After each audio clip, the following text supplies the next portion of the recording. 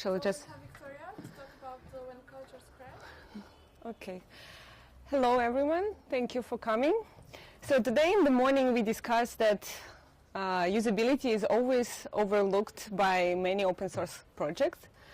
And I wanted to know why. So today I want to present research I did by reviewing academic papers in this area, usability in open source, and what I found out.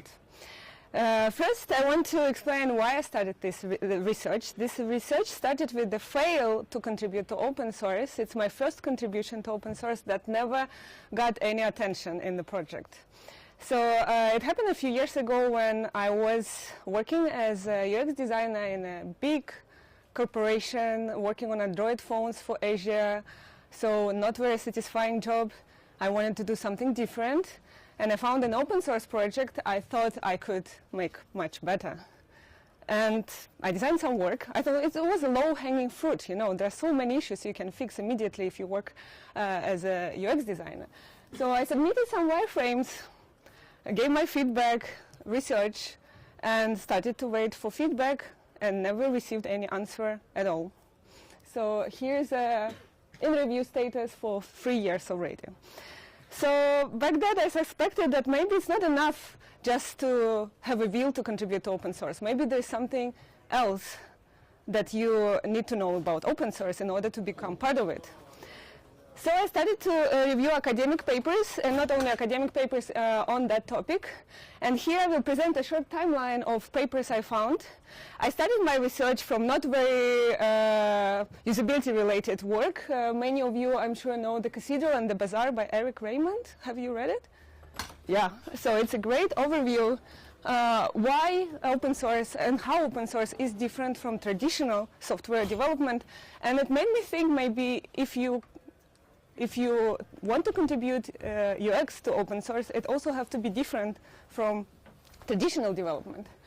About 2001, it's a few years after this work, papers on usability in open source started to appear, and there are more and more every year. You can find them later, I will give you a link. There are not only papers, but also bigger work, thesis work, like for example, there is a guide to usability in free software by Jan. Jan is here. It's a great work. So if you want to learn how you can apply usability methods, but you know nothing about usability, please learn it from that work.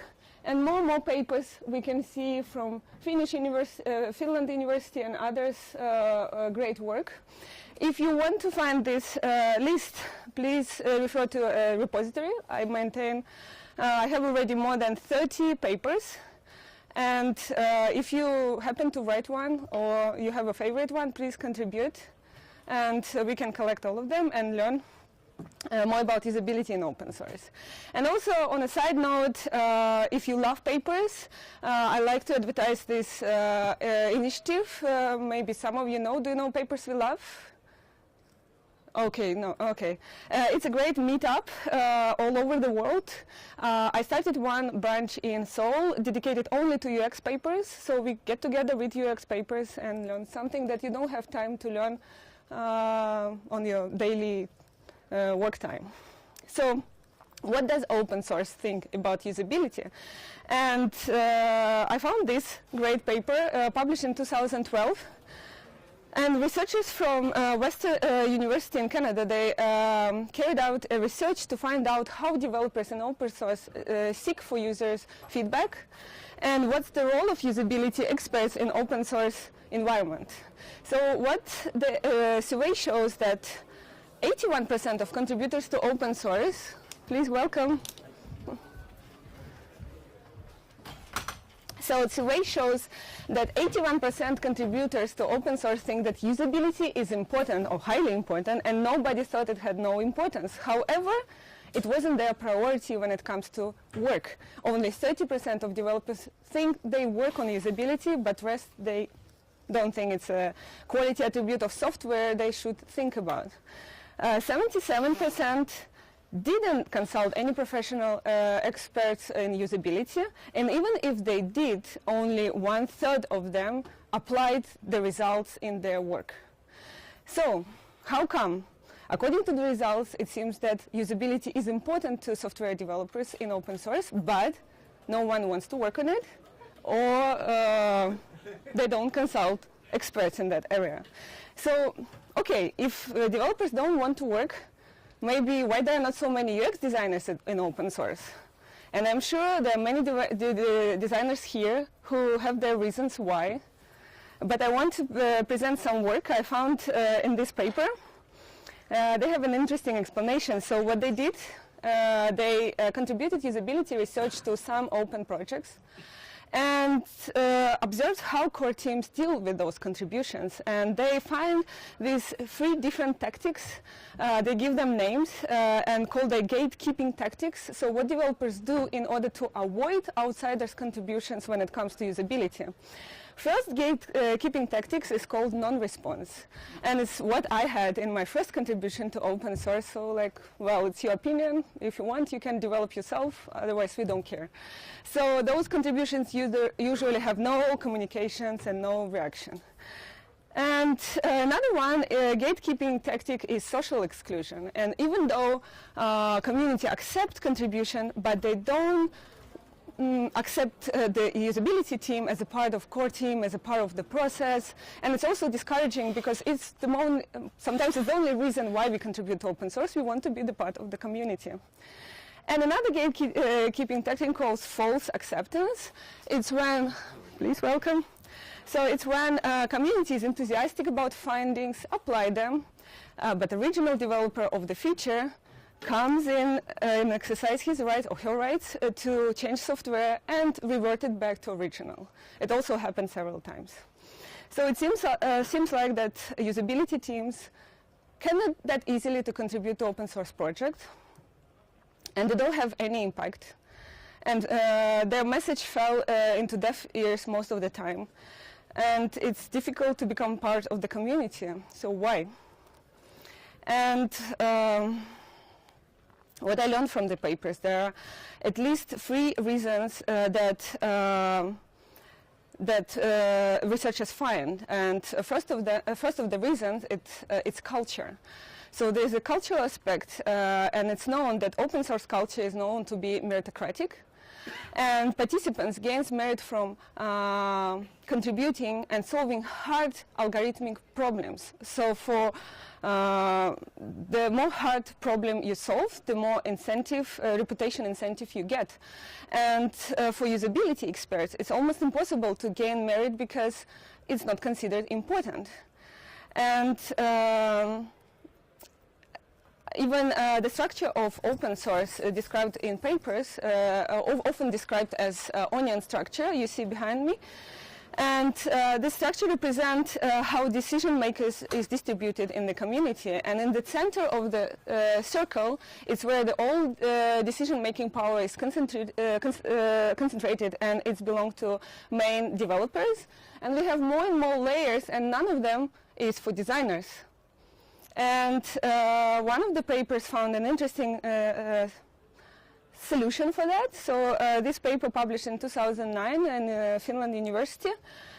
What they suggest to create an additional layer for usability experts where they could communicate, make decisions together, organize a core team that would communicate with the technical core team in a standard like open source layer. I'm not sure if it can work, if you can do it, but I see that open source design community is community that organized this room. It could be a place like the human level up there where designers get together and try to work with open source projects together to improve usability. Another reason also is how people with usability research background and people with open source background see their users. So in the community, when technical skills are the most appreciated, usability problems are found less interesting and less challenging. And in this environment, for open source developer, it's very difficult to emphasize with the user because he doesn't have the same technical skills.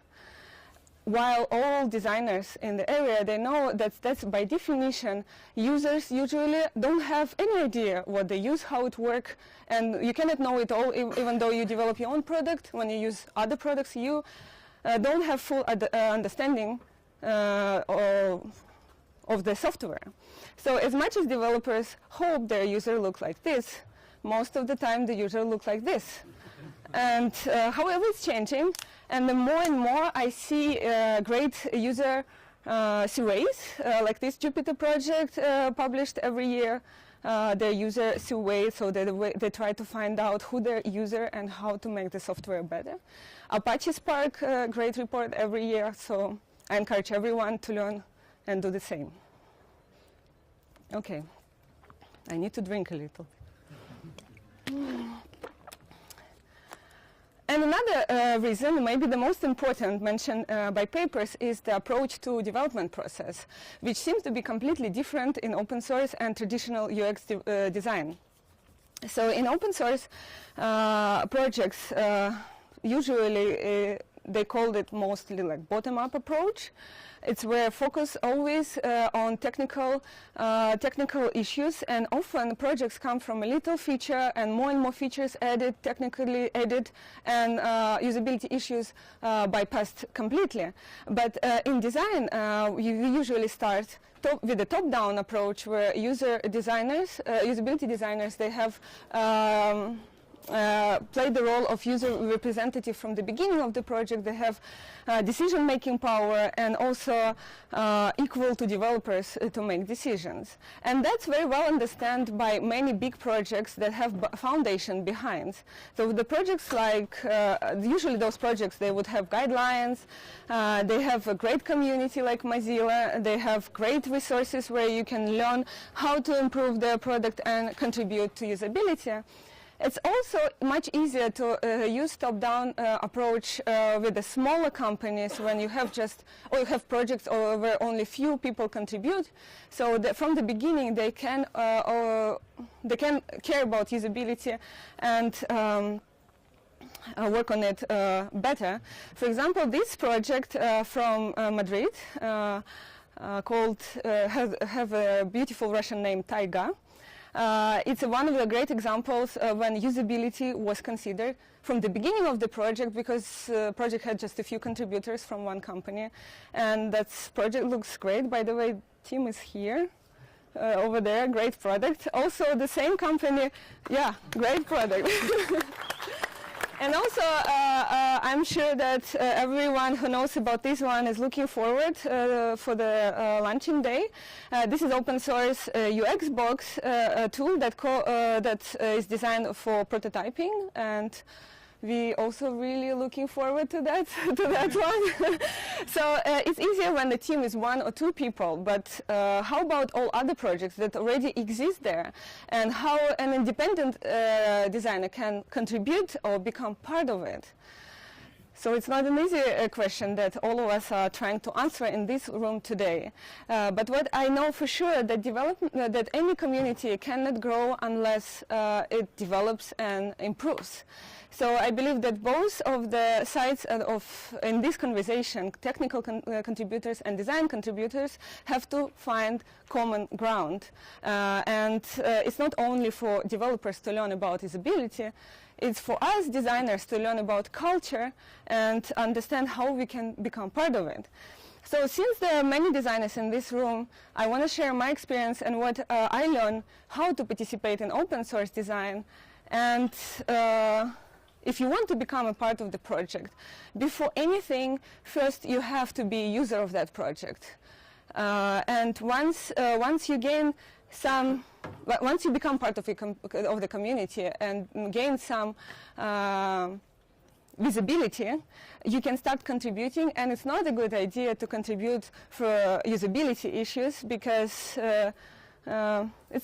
sometimes, those gatekeeping tactics could stop you from that. So it's much maybe easier to start with the improving documentation, report bugs, and be a vocal user of the community. And only after that, maybe it's a good idea to start do design job for open source projects in order to be a successful member of the community.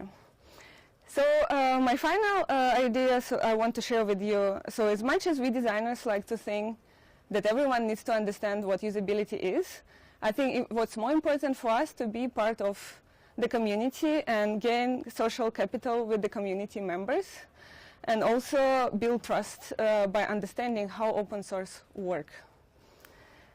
So it was my short talk. Thank you. And if you have any feedback, please welcome.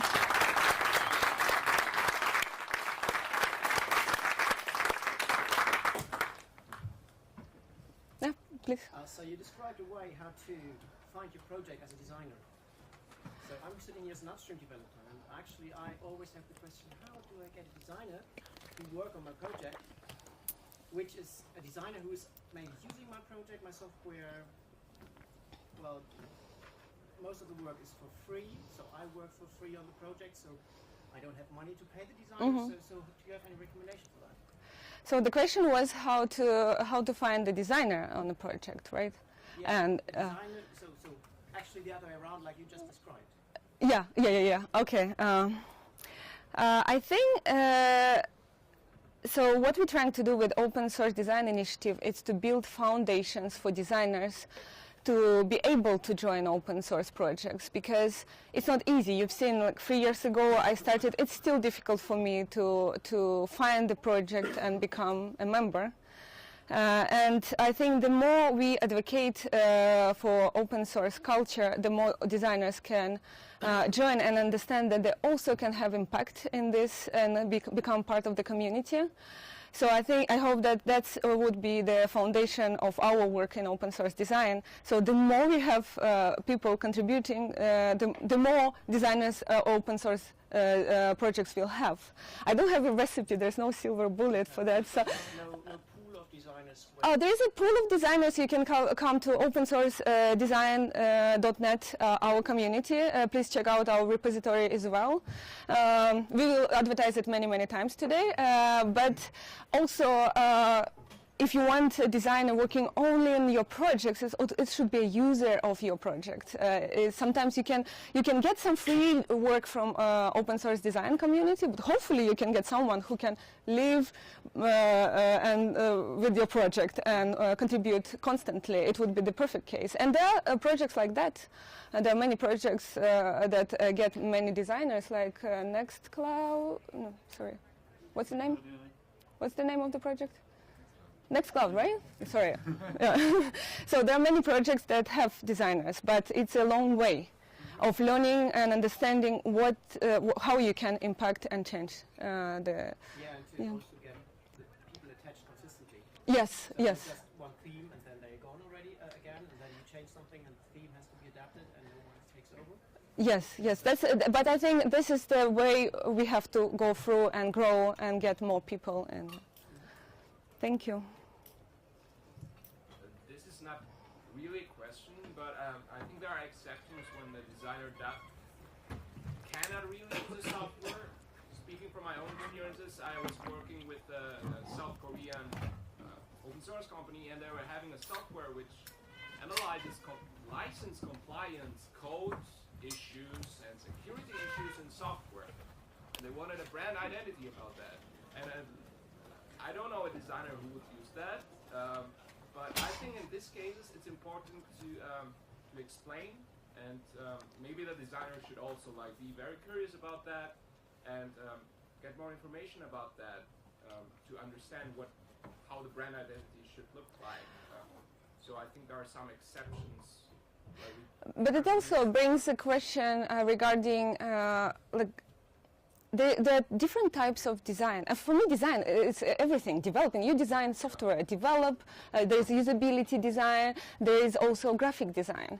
So what I think the most complicated part in open source is graphic design, because usability is something you can measure. If you can measure, then it's much easier to distribute in open source and talk about it and find understanding. But when it comes to graphic design, I'm curious myself how to make it open, how to make it work in open source.